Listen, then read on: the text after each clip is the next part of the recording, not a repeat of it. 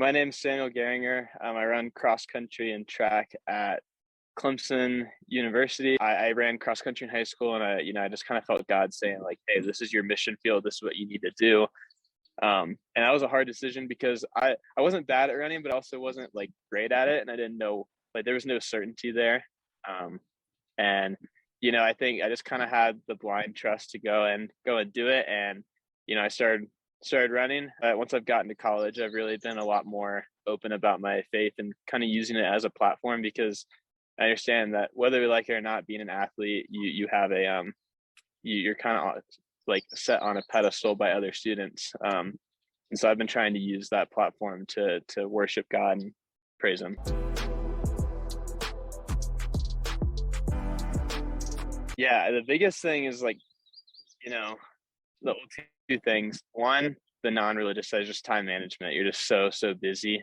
Especially, I'm in a decently hard major, and so I really have to separate my time out pretty wisely, because I have aspirations to continue my running career after college, but I also understand that that's not a guarantee. Being a professional athlete is not a guarantee by any chance. So I definitely have to focus on school, and put my best effort forward there. So finding that balance is pretty hard. I think I've finally gotten somewhat of a hold of it after 2 years, but definitely making sure you're getting your stuff done is important. And then I think more on the religious side is, I get asked a lot of, like, how do I balance running, school, and my relationship with God. And I don't think you really can balance God. I think you balance the worldly part of your lives, and God overlooks all of them.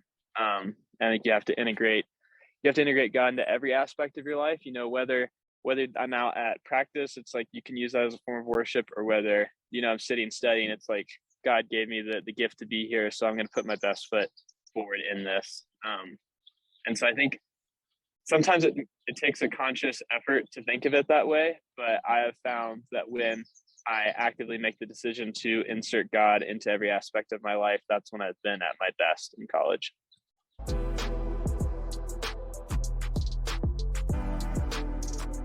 Yeah, I've kind of learned this past year, and I've really tried to do it, and I think it's really helped, is to kind of separate out, especially, like, it is applicable in high school, but especially in college, is to separate your, like, athletic time, your school time, and your personal time. Um, like, when you're at practice, it's like you're focused on that. Your practice, when you're in class, you're focused on that. But, like, when you're just hanging out in your apartment or your dorm room and just, like, being with people, like, staying away from conversation about your sport, not talking about school, just being, just trying to be a normal person.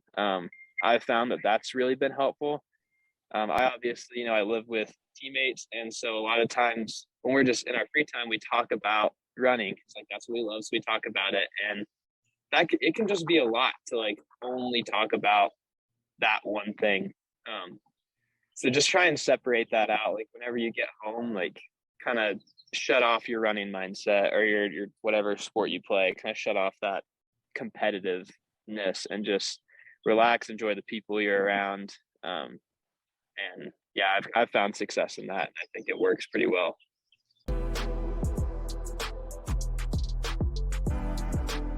Yeah, I think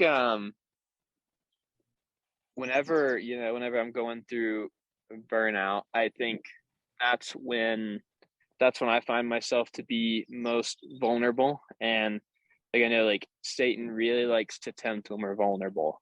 Um, when we're alone, and when we're in kind of a hard place, that's when Satan likes to go to work.